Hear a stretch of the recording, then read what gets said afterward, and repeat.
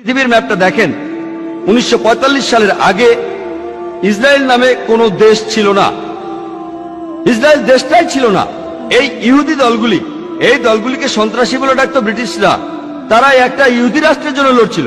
পরে তারা শক্তি দিয়ে ইসরায়েল দখল করে আর প্যালেস্টাইনিদের তাড়িয়ে দেয়। এখন এই লোকগুলি প্যালেস্টাইনের লোকদের বলছে, যাদের দাবিটা আরো জোরালো, তাদের দেশ ফেরত চায়। এখন তাদেরকে সন্ত্রাসী বলে ডাকছে ইসরায়েলিরাই। চিন্তা করেন, হিটলার 60 লক্ষ ইহুদি মেরেছিলেন। তিনি ইহুদিদের বের করে দিয়েছিলেন।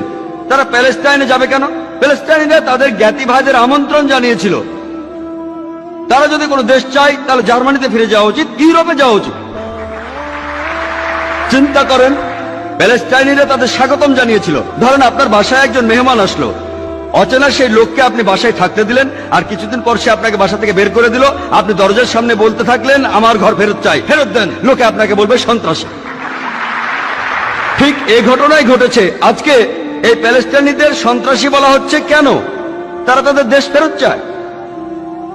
আর এখন পৃথিবীর মানুষ, বিশেষ করে উন্নত দেশগুলির মানুষ, তারা নির্বিকার ভাবে এই অন্যায় মেনে নিচ্ছে। আমরা জানি যে জার্মানিতে ইতিহাস আমাদের বলে 1968 থেকে